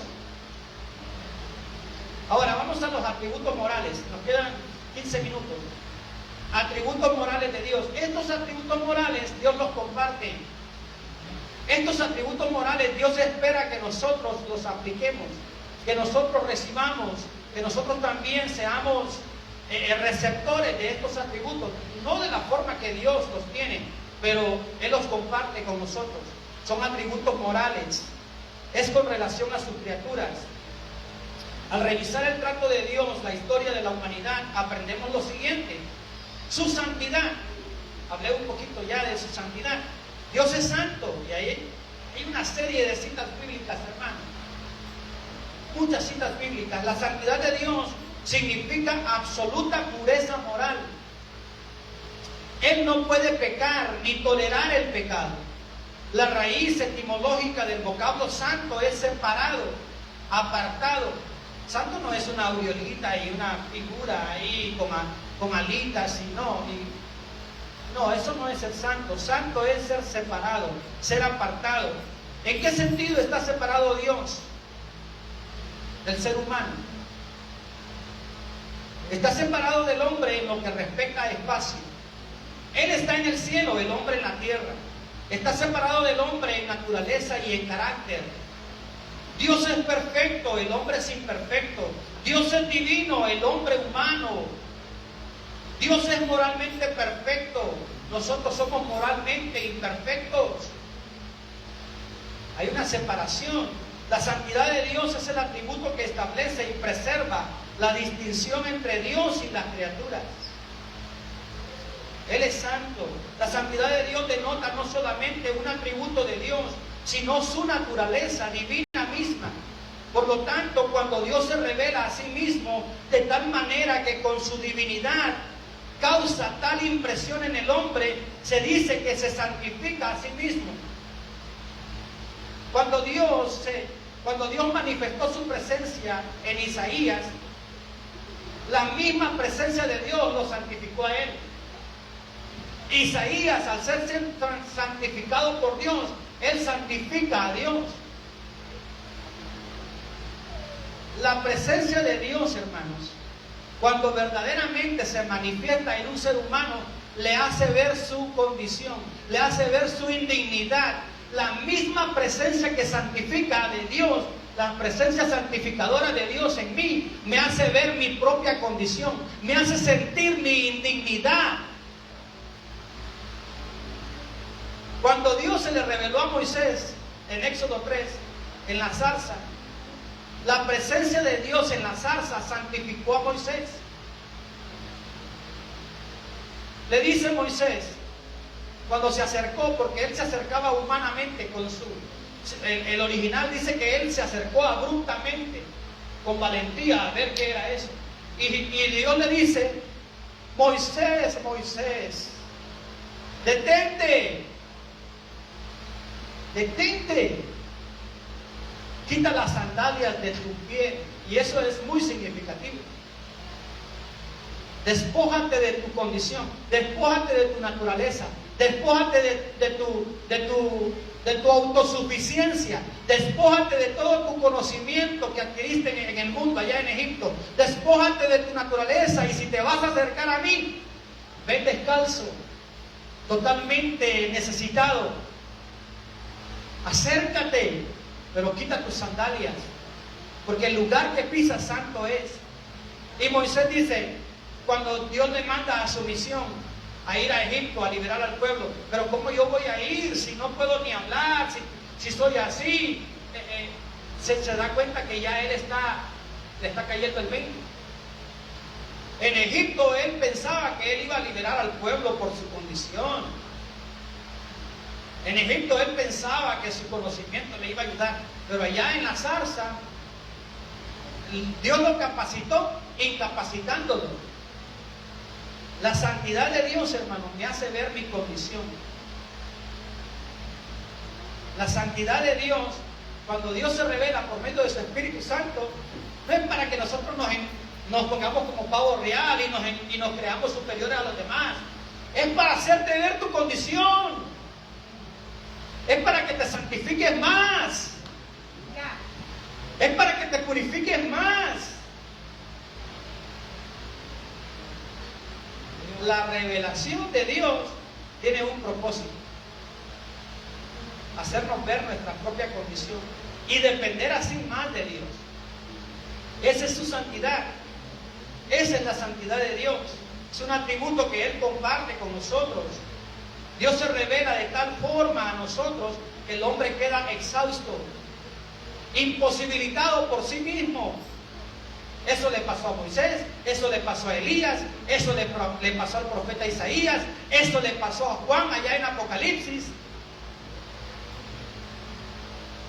El que experimenta la presencia, la santidad de Dios, hermano, cae postrado a sus pies. Cae postrado a sus pies. Cuando los serafines describieron el resplandor de la presencia de Dios, exclamaron: Santo, Santo, Santo, Jehová de los ejércitos. ¿Se acuerda de la oración modelo que Jesús nos dejó? Vosotros pues, en Mateo 6, vosotros pues oraréis así: Padre nuestro que estás en los cielos. Dice algo Jesús: santificado sea tu nombre. Se dice que el ser humano santifica el nombre de Dios cuando le obedece, cuando le reverencia, cuando le teme, cuando se somete a su palabra. No hay mayor reverencia, no hay mayor exaltación al nombre de Dios que cuando obedecemos su palabra. La obediencia es nuestra mejor adoración, entiéndalo. La obediencia a la palabra de Dios es la adoración más sublime. Por eso Samuel le decía a Saúl: mejor es el obedecer que los sacrificios. Mejor es el atender la palabra de Dios que la grosura de muchos carneros. El obedecer es mi voluntad. Se habla de eso, la porción bíblica que leyó nuestro hermano. Amén, hermano. La misma palabra de Dios nos viene a instar. Dice, ¿verdad?, la palabra de Dios: sed santos porque yo soy santo. Dios es santo y nosotros somos sus hijos y sus hijas. Por lo tanto, todos los que hemos creído y hemos aceptado al Señor tenemos que ser santos igual que Dios. ¿Cómo te vas a santificar? Pues en lo espiritual, leyendo la palabra, orando siempre en cada momento, dice la palabra de Dios, haciendo lo siguiente: ayunando, atendiendo siempre la palabra de Dios. Amén. Hay dos facetas, hermano, de la santificación. Dos facetas. En el Antiguo Testamento se apartaban, se santificaban personas, se santificaban objetos, instrumentos. Los instrumentos que se usaban en el tabernáculo eran santificados a Dios. Eso lo vemos en el Antiguo Testamento. En el Nuevo Testamento la santificación tiene que ver con personas. No va a ver usted en el Nuevo Testamento haciendo los ritos que se hacían en el Antiguo Testamento en cuanto a la santificación. En el Nuevo Testamento se habla de personas santificadas, pero la santificación es apartarse del mal, es apartarse del pecado. Hay ejercicios espirituales que la Biblia nos establece, que la Biblia nos dice. Hay que distinguir entre los ejercicios del alimento espiritual, que es la lectura de la palabra de Dios, que es la oración, el ayuno. Todos son ejercicios para nuestro bien espiritual, para nuestra fortaleza espiritual. Ahora, todos esos ejercicios espirituales tienen que manifestarse en una vida práctica, que eso es la santificación. O sea, lo que usted aprende en la escuela dominical, lo que usted aprende en la lectura de la palabra, lo que usted aprende leyendo la palabra de Dios, lo va a manifestar en la práctica, que es la santificación. La santificación, apartarse del mal. Eso es la santificación, simple, sencillo, apartarse del mal. Pablo le dice a los tesalonicenses: y todo vuestro ser, alma, cuerpo, espíritu, sean irreprensibles. Santificados significa irreprensibles para la venida de nuestro Señor Jesucristo. Eso es santificación. La santificación no es que usted me vea a mí aquí hablando en lenguas y haciendo espaviento y queriéndole causar impresión a usted. Eso es ser exhibicionista. ¿Y qué es?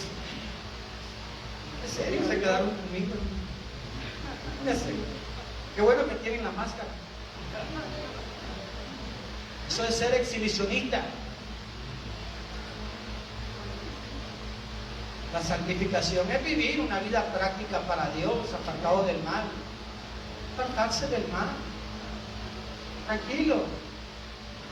Usted quiere hablar en lenguas y el Espíritu no toca, gloria a Dios por eso, pero se entiende que usted no lo está haciendo por exhibición, que a veces queremos causar tal impresión en los demás, y a Dios no le agrada eso. A Dios no le agrada eso. Cuando hacemos las cosas por impresionar al prójimo, a los demás, ¿usted cree que eso Dios lo recibe? Oye, hijo mío, dice el Señor en Miqueas 6:8. Oye, hijo mío, ¿qué es lo que pide Jehová de ti? Seas humilde ante Él, que hagas misericordia, que te humilles ante Dios. Tremendo, ¿verdad, hermano? Gloria a Dios. Su justicia es otro atributo moral. Él es justo, hermano. ¿Qué diferencia hay entre la santidad y la justicia de Dios? La justicia es la santidad de Dios en acción. Él no tolera la maldad, Él es un Dios justo. Si Él no nos castiga conforme a nuestras iniquidades, ¿sabe por qué es? No porque Él sea injusto y pasó por alto nuestra maldad. No, porque ya lo hizo en su Hijo. Ya lo hizo en Cristo Jesús. Él no nos castiga conforme, porque eso dice el salmista: no nos has castigado, no nos has pagado conforme a nuestras iniquidades. No es que pasó por encima y se hizo el desentendido, no. Es porque Él quiso cargar, dice Isaías 53, Él quiso cargar en su Hijo lo que nosotros merecíamos. Él es un Dios justo. No tolerará la maldad, ni tolerará al que rechaza la justicia de Dios en Cristo Jesús.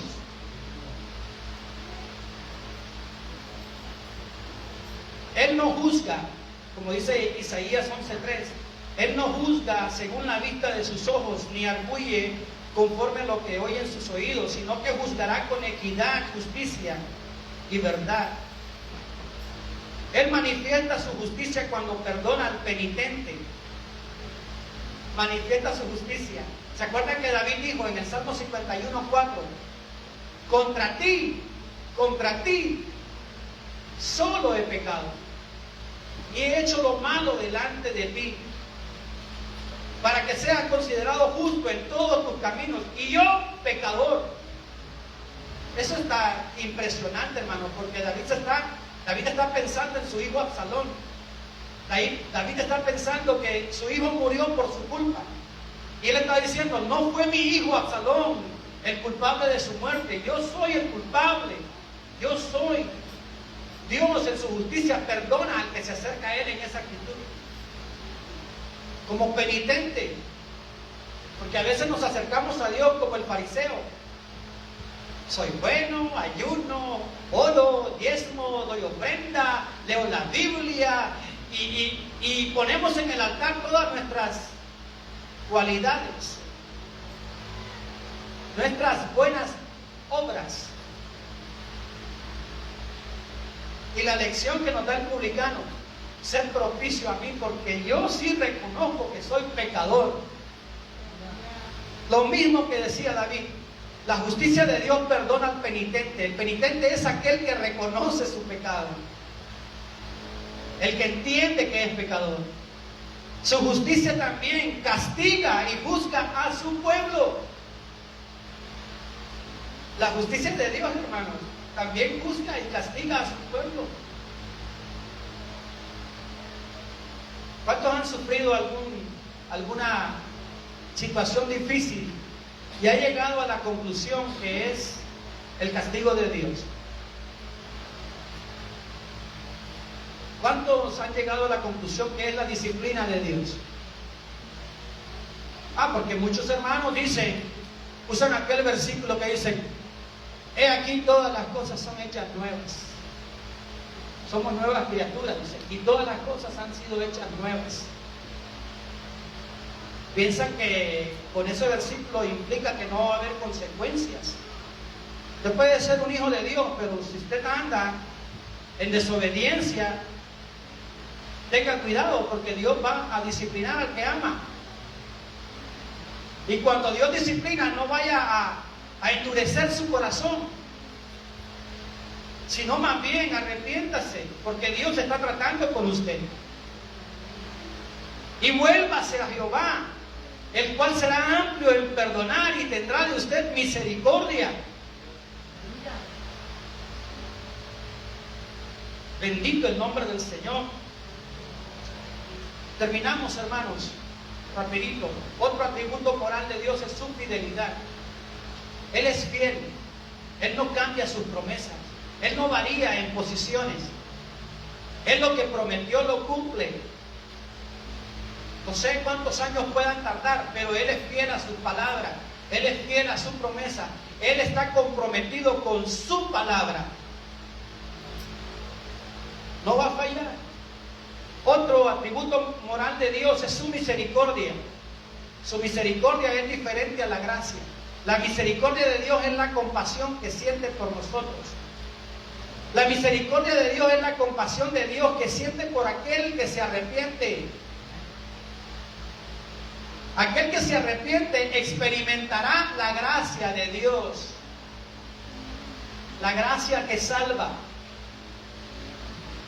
Dios nos atrae con cuerdas de misericordia para que nosotros nos arrepintamos y luego aplica su gracia a nosotros.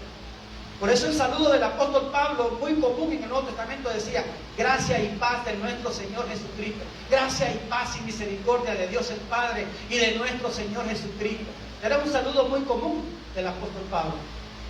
Dios es fiel, Dios es misericordioso. Si quiere considerar una de las descripciones más hermosas de la misericordia de Dios, lea el Salmo 103. Lea el Salmo 103 y encontrará la misericordia muy hermosa expresada en ese salmo. El conocimiento de su misericordia se convierte en fundamento de esperanza. Yo hablé el domingo pasado de la bendita esperanza. ¿Ha oído esa expresión del Nuevo Testamento? La bendita esperanza. Cuando el ser humano habla de esperanza, habla de algo que él piensa, que él considera de una forma certera que lo puede recibir, pero que existe cierta duda en la palabra esperanza. Pero cuando la Biblia habla de bendita esperanza, se refiere a la venida de Cristo Jesús, y no se refiere como un hecho del cual hay cierta inseguridad. No, la bendita esperanza es algo veraz, es algo certero, es algo verdadero. La bendita esperanza de Dios. Termino, hermano, rápidamente, no quiero quedarme el último atributo moral de Dios es su amor. Su amor. Dios es amor, decimos nosotros. Dios es amor. Pero hasta ahí nos vamos a quedar. Dios espera que nosotros también mostremos estos atributos a los demás, a los necesitados. Bendito sea su nombre. podemos confiar, hermanos amados, en los atributos de Dios. Los atributos de Dios nos permiten a nosotros estar tranquilos, estar seguros, saber que nuestro Dios es poderoso, saber que Él tiene el control de nuestras vidas, saber que Él tiene el control del desarrollo del mundo, del desarrollo de la situación, del desarrollo de las cosas que estamos pasando. Él tiene control y cuidado de cada uno de esos detalles. Él prometió estar con nosotros y siempre lo hará. Oramos al Señor. Gracias te damos, Señor, por tu palabra, por tus atributos, Señor. Esos atributos nos permiten a nosotros, como hijos tuyos, Señor, estar tranquilos, estar confiados. Padre, podemos descansar seguros de que tu providencia nos ampara. Habitamos bajo las alas del Altísimo. El que habita bajo tu sombra, el que habita bajo tus alas estará seguro. Gracias, Señor, porque cada día podemos conocerte más a través de tu palabra. Gracias porque el conocerte a ti, Señor, nos da la oportunidad, nos da, Señor, la tranquilidad de vivir tranquilos nuestras vidas, de vivir, Señor amado, confiando en ti, apartándonos constantemente del mal, procurando, Señor, de forma sincera, de forma honesta, agradarte a ti en nuestro diario caminar, en nuestro diario vivir. Padre, yo te suplico que tu Espíritu Santo transmita el mensaje, transmita la enseñanza a cada corazón, a cada uno de mis hermanos. Que esta palabra, Señor, nos guíe, Padre, que esta palabra nos instruya a vivir cada día tomados de tu mano, a procurar siempre agradarte a ti, conociendo, Señor, sabiendo nuestras imperfecciones, pero sabiendo también que tú eres perfecto y que tú eres verdadero y que tú eres poderoso para librarnos del mal. Gracias por tu palabra, gracias te da mi alma por estar conmigo, por ayudarme, Señor, por esta lección, en el nombre de Jesús. Gracias, amén y amén. Que el Señor les bendiga, amados hermanos. Dejo a mi pastor con Gloria nosotros. a Dios. Amén, hermanos. Vamos a estar puestos de pie. Agradecemos a Dios, ¿verdad?, por lo que Él hace y por su palabra que siempre viene para que la atesoremos en nuestro corazón, y naturalmente en el momento de ponerla por obra hay que hacerlo. Gloria al Señor. Bendito sea Dios. En esta noche el culto evangelístico, nuestra hermana Cristina Nájera va a hacer la apertura. El grupo de alabanza, los jóvenes tienen un especial, los niños tienen el otro. Nuestro hermano Eduardo Suchi te va a dar la bienvenida, la diaconisa la ofrenda, predica su servidor y José Ángeles despide. Amén. Vamos a estar aquí con la ayuda del Señor. Tratemos de darle una llamadita a los hermanos que tienen ya rato de no venir para ver si se hacen presentes, gloria al Señor, y vengan a recibir la palabra de nuestro Dios. Gracias le damos a Dios en nuestro nombre. Y Señor eterno, te agradecemos, mi Padre, por todo lo que tú haces, porque siempre estás presto, mi Padre, para traer palabra a nuestra vida, Señor. Gracias porque eres grande, eres poderoso, eres lindo. En tu omnisciencia, Padre, conoces, Padre, cuáles son nuestras necesidades. En tu omnipresencia sabes por dónde caminamos. En tu omnipotencia, Señor, tú estás siempre, mi Padre, haciendo cosas que no te son imposibles, mi Padre. Gracias por todo lo que has de realizar en la vida de nosotros.